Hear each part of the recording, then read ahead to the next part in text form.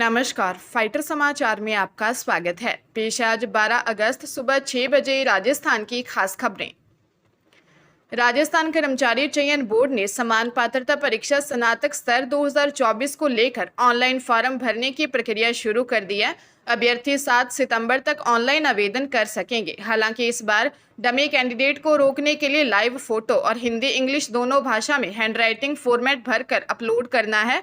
वही बोर्ड 20 अगस्त के आसपास समान पात्रता परीक्षा सीनियर सेकेंडरी लेवल 2024 का नोटिफिकेशन भी जारी करेगा। प्रदेश में समान पात्रता परीक्षा 25 से 28 सितंबर के बीच आयोजित होगी। सीईटी स्नातक लेवल का आवेदन ऑनलाइन भरा जा रहा है, जिसमें वन टाइम रजिस्ट्रेशन केवाईसी करना होता है। इसमें हैंडराइटिंग फॉर्मेट को भर के अपलोड करना है। साथ ही अभ्यर्थियों को लाइव फोटो भी अपलोड करना है। इसे लेकर छात्रों ने बोर्ड से सवाल पूछे हैं कि लैंग्वेज फॉर्मेट हिंदी और अंग्रेजी दोनों में है। सलूंबर से भाजपा विधायक अमृतलाल मीणा के निधन से विधानसभा की रिक्त सीटों की संख्या बढ़कर 6 हो गई है। प्रदेश में लोकसभा चुनाव के बाद से ही 5 सीटें रिक्त चल रही थी। अब रिक्त सीटों की संख्या बढ़कर 6 हो गई। संभावना है कि हरियाणा विधानसभा चुनावों के साथ ही प्रदेश में भी उपचुनाव की घोषणा हो सकती है। लोकसभा चुनाव परिणाम से सबक लेते हुए भाजपा के शीर्ष नेतृत्व ने प्रदेश अध्यक्ष में बदलाव कर मूल ओबीसी वर्ग से आने वाले राज्यसभा सांसद मदन राठौर को प्रदेश अध्यक्ष बनाकर बड़ी सियासी चाल चली है।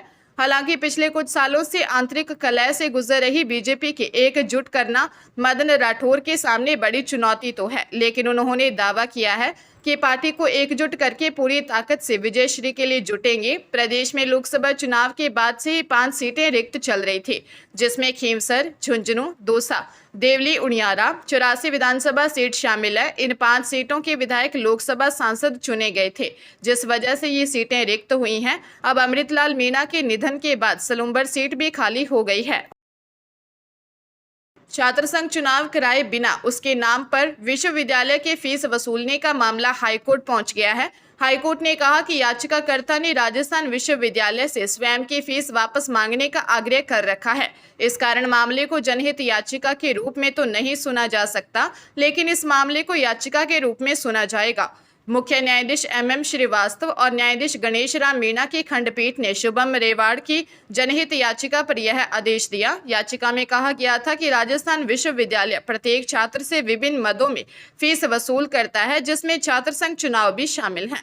विश्वविद्यालय प्रत्येक छात्र से छात्र संघ चुनाव के नाम से 145 रुपये लेता है और उससे सदस्यता शुल्क के नाम पर 110 रुपये वसूल करता है। याचिका में विश्वविद्यालय प्रशासन से छात्र संघ चुनाव के नाम पर ली गई राशि वापस दिलाने का आग्रह किया गया है। सीएम भजनलाल शर्मा ने कहा है कि जब से हमारी सरकार बनी है, पानी और बिजली के क्षेत्र में काम किया है। बिजली और पानी को इस साल का प्रमुख एजेंडा बनाया है। हम जो करते हैं सच्चे मन से करते हैं और सच्चे भाव से करते हैं, इसलिए इंद्र भगवान भी खुश हैं। सीएम शर्मा ने कहा कि ERCP और यमुना जल से पहले एक योजना भगवान ने भी ला दी है। इस बार इंद्रदेव की अच्छी कृपा हुई है। पूरे राजस्थान में अच्छी बारिश हो रही है, जिसका लाभ हमारे किसानों को मिलेगा, अच्छी फसल आएगी। सीएम ने कहा, हमारी सरकार के काम ठीक तरीके से हों, उसके बारे में चिंता करनी होगी। बजट की घोषणाओं का समय पर काम पूरा करना है। हमने सभी मंत्रियों और अधिकारियों को इसलिए जिलों में भेजा ताकि बजट में जो घोषणा हुई है उनकी जमीन और स्थान फाइनल करते हुए जल्दी से जल्दी हम उनका शिलान्यास कर सकें। हमें समय पर पूरा काम करना है। भरतपुर जिले में एक घर से दूसरे घर जा रहे पिता पुत्र पर टैंकर कहर बनकर बरपा और बाइक को टक्कर मार दी। घटना में दोनों पिता पुत्र की मौके पर ही मौत हो गई।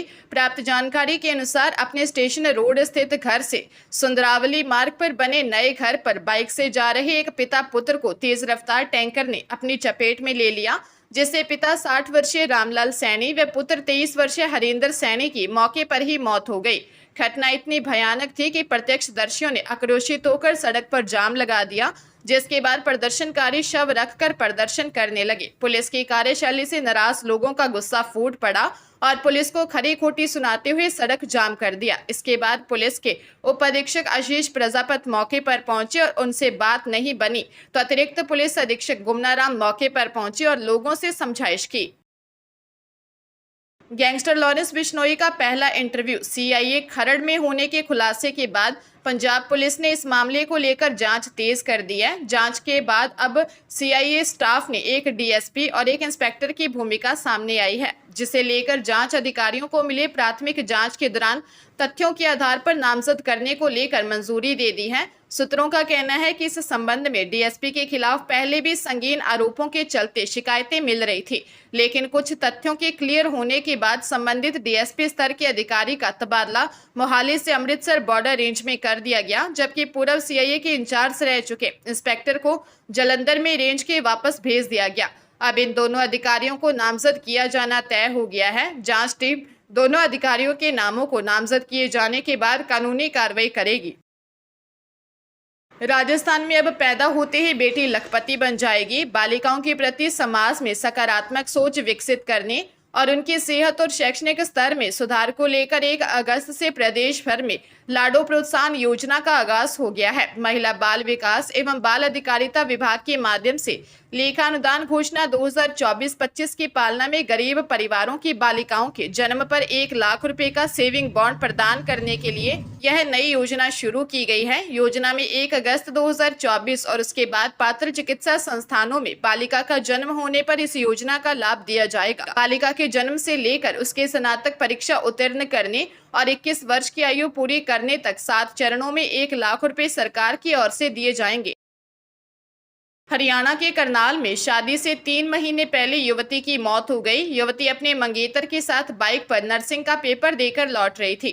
रास्ते में उन्हें ट्रक ने टक्कर मार दी। हादसे में युवती का मंगेतर भी घायल हुआ है। वहीं हादसे के बाद लोगों ने ट्रक ड्राइवर को पकड़ लिया। पुलिस ने ड्राइवर को हिरासत में ले लिया है। युवती माता पिता की इकलौती बेटी थी। 6 महीने पहले सगाई हुई थी। जानकारी के मुताबिक झज्जर के सुंदरहटी गांव निवासी 29 वर्षीय मनीष कुमार करनाल के बैंक ऑफ बड़ौदा में काम करता है। उसकी मंगेतर 20 वर्षीय प्रियंका का पेपर था। प्रियंका बस से करनाल आई थी। शाम को पेपर देने के बाद वह मनीष के साथ बाइक पर गांव धिगाना लौट रही थी।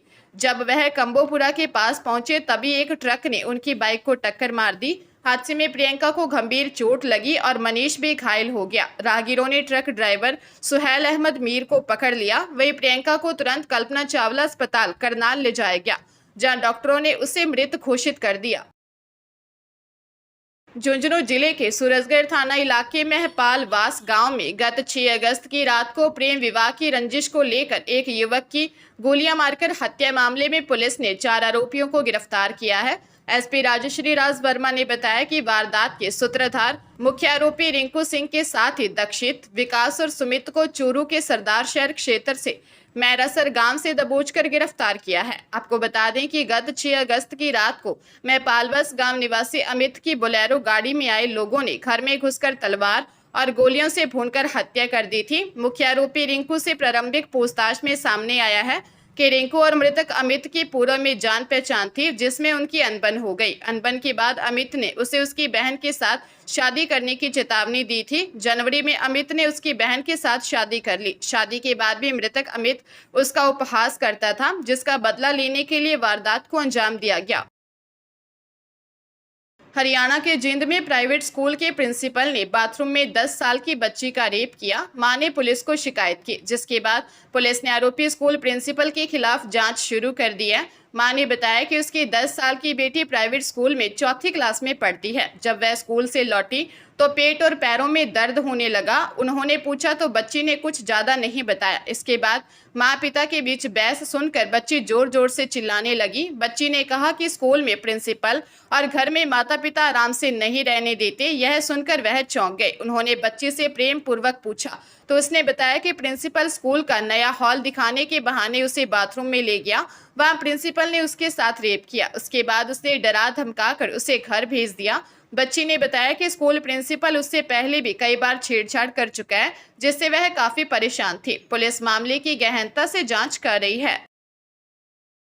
जोधपुर के सूरसागर थाना पुलिस ने भूरी बेरी में युवक की हत्या करने के मामले में मां, बेटा और पुत्री को गिरफ्तार किया। एक अन्य आरोपी अभी पकड़ा नहीं गया है। थानाधिकारी मांगीलाल ने बताया कि प्रकरण में भूरी बेरी निवासी 22 वर्षीय सोनू भेल, उसकी मां 45 वर्षीय सरोज और बहन 25 वर्षीय पिंकी पत्नी कमलेश भील को गिरफ्तार किया गया है। मृतक के परिजन ने एक अन्य व्यक्ति के भी हत्या में शामिल होने का आरोप लगाया है, जिसकी जांच की जा रही है। जानकारी के अनुसार पालड़ी पमवारा गांव निवासी अन्नाराम जाट की 30 जून की रात हत्या कर दी गई थी। मृतक के भाई सेठाराम ने महिला, उसके 2 भाई व अन्य के खिलाफ 5 हत्या का मामला दर्ज करवाया था। आरोप है कि आरोपी महिला ने मृतक को फोन कर अपने घर बुलाया, जहां देर रात मारपीट की गई, जिससे उसकी मौत हो गई थी।